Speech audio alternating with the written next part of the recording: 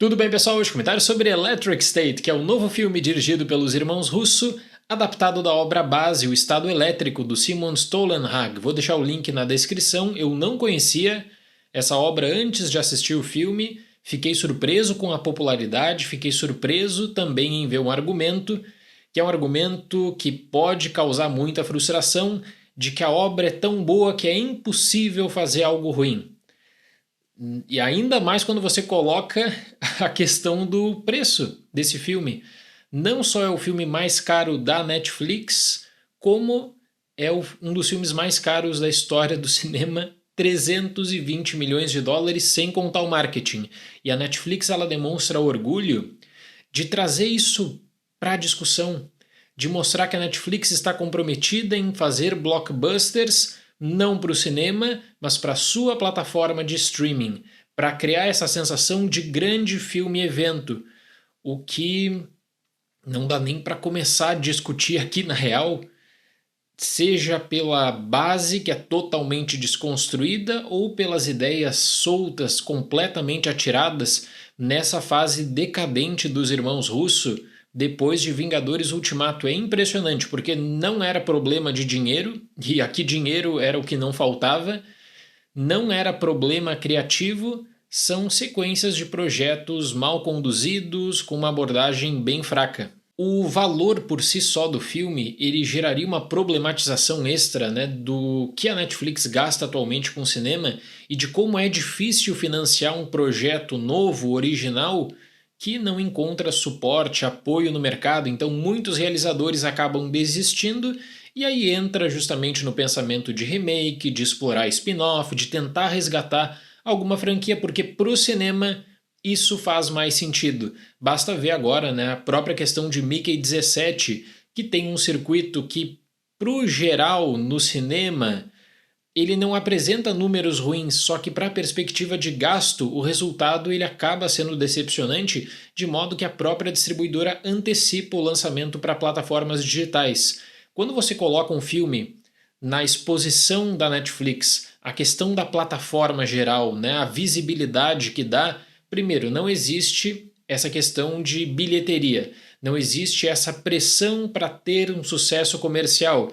Tanto é que realizadores como o Zack Snyder adotam justamente um discurso de que a visibilidade que a Netflix dá é tão grande quanto ao cinema, naquela comparação que ele faz de Barbie e do impacto que Barbie tem no circuito de Oppenheimer também, com o lançamento de Rebel Moon, pelo número de pessoas que assistem ao filme. Eu nem preciso falar que isso também acaba sendo bem problemático, eu discordo totalmente dessa visão, porque o cinema ele causa impacto, e um dos filmes mais caros da história do cinema fica apenas uma semana nas salas de cinema de alguns países, sessões limitadas, por exemplo, nos Estados Unidos, meio que para classificar e para fazer toda aquela burocracia do filme, quem sabe para colocar Electric State como um candidato a prêmios de efeitos especiais, porque é isso que salva.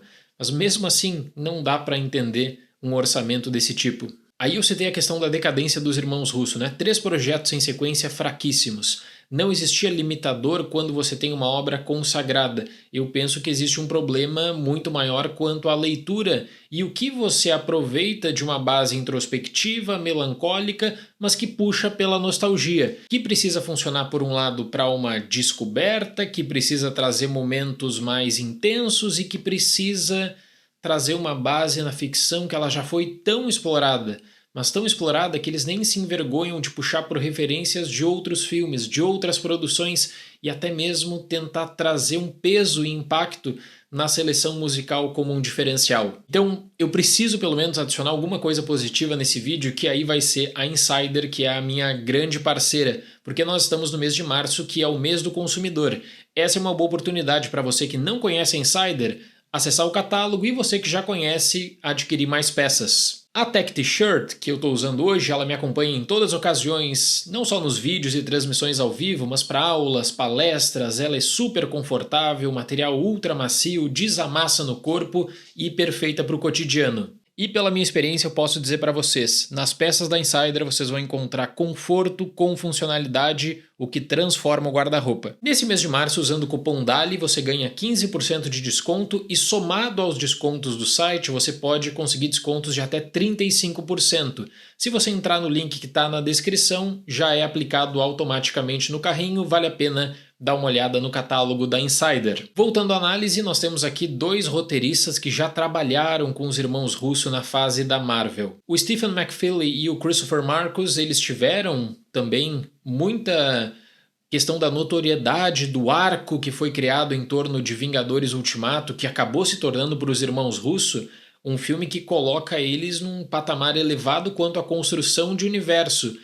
E é impressionante notar como parece que toda essa equipe ela não consegue articular um filme isolado, uma adaptação isolada. Se não dá para puxar para referência para o universo consolidado, puxa para outras coisas. O que é impressionante para mim é que é um filme que fala sobre robôs, consciência, inteligência artificial, que tenta trazer um tom mais leve em muitos momentos para a comédia, mas não se esquece também que ele precisa funcionar como um filme de exploração com um pé na ação. E eu disse, quanto à base da ficção científica, a revolução das máquinas, o conceito, da inteligência artificial, de uma guerra de humanos contra robôs, quantos filmes partem dessa premissa? Quantas histórias partem dessa premissa? Se existia um diferencial que você poderia cultuar no cinema, seria justamente dessa obra base. Só que isso não é feito. Tudo que gera um interesse relevante quanto à consciência da inteligência artificial vira uma mera anotação, porque o principal o que é? Estimular a nostalgia dos anos 90, que é muito bacana. Tem a questão da marca, às vezes, tem a questão de uma lembrança para quem viveu nos anos 90, só que o filme ele começa a construir grandes momentos em torno disso. Cria um elo com robôs que poderia se tornar um grande diferencial, mas que funciona como alívio, porque quando tem um robô falando, pelo menos não tem nada que envolva humanos. O filme ele tem essa dificuldade gigantesca. Após uma guerra contra robôs conscientes, a adolescente órfã Michelle, interpretada por Millie Bobby Brown, descobre que seu irmão está vivo quando um robô cartunesco aparece em sua porta. Junto do contrabandista Kit, interpretado por Chris Pratt, ela embarca em uma jornada perigosa pela zona de exclusão para encontrá-lo, enfrentando um magnata que esconde segredos perturbadores. O filme ele nunca esconde que a identidade dele está pautada pelo sentimento nostálgico dos anos 90. Isso passa pela seleção musical, passa por referências, passa pela própria construção estética que se torna, em muitos casos, dependente da popularidade de marcas. Eu gosto muito do trabalho do Alan Silvestri como compositor e penso que para a carreira dele é interessantíssimo como ele tem uma parceria consolidada com Robert Zemeckis, que independentemente do que ele vai fazer com o diretor, independentemente do gênero, parece que ele tem uma liberdade para criar algo novo e para tornar a trilha sonora fundamental para a experiência do filme. Isso não aconteceu aqui nessa parceria com os irmãos Russo. Parece que eles queriam um Alan Silvestri de Vingadores, parece que eles queriam, na verdade, uma trilha que seria um mero complemento à seleção musical. Até eu acho engraçado que o perfil do filme ele está muito mais vinculado em determinadas passagens a Guardiões da Galáxia.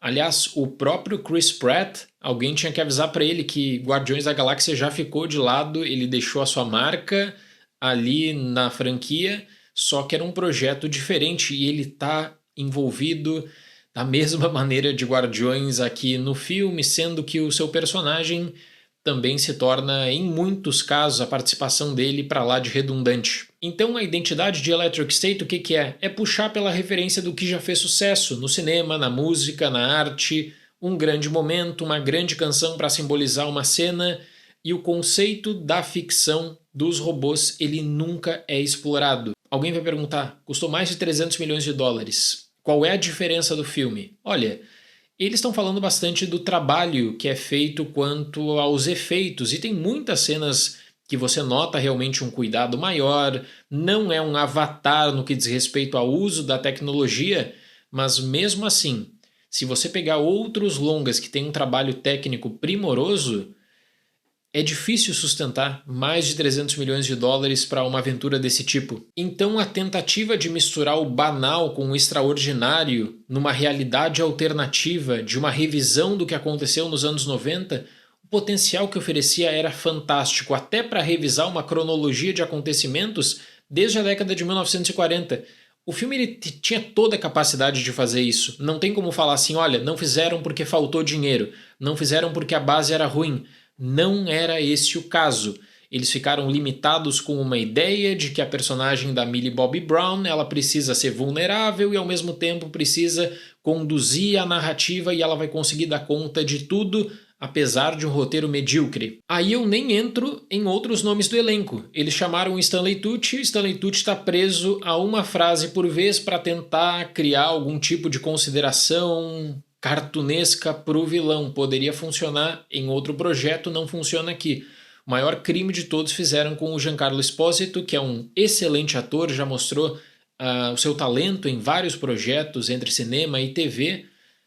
Não sei o que aconteceu aqui na real quanto à sua participação. Provavelmente muito conteúdo do personagem dele acabou sendo cortado, eu suspeito, mas é também uma adição à história que não faz diferença alguma, infelizmente. O pior nesse caso, nesse tipo de filme, é notar que o carisma ele fica pro robô e que se torna um alívio ver quando você tem uma cena diferente que só tá conectado por causa dos robôs, porque o arco humano é muito mal desenvolvido, a construção do mundo ela deixa muito a desejar e você vê que rapidamente não existe, como eu disse, a identidade própria do que é Electric State como filme.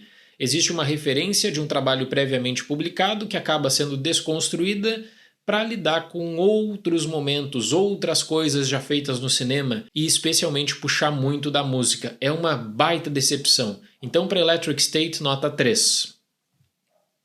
É um resultado bem frustrante. Eu entendo que a Netflix ela tem essa concepção de que o filme ele foi planejado para se tornar um filme-evento do começo do ano, para se tornar aquele filme com grande marketing, grande repercussão, e agora eles estão tentando, na medida do possível, né, pelo menos vender o filme para quem vai se interessar por conta da participação e histórico dos irmãos Russo nos filmes da Marvel. E quem sabe, na Marvel eles acabem se reencontrando, porque esses 3 projetos recentes foram bem ruins e esse aqui é o pior dos 3, infelizmente. Certo, pessoal? Muito obrigado pela atenção, até mais e tchau!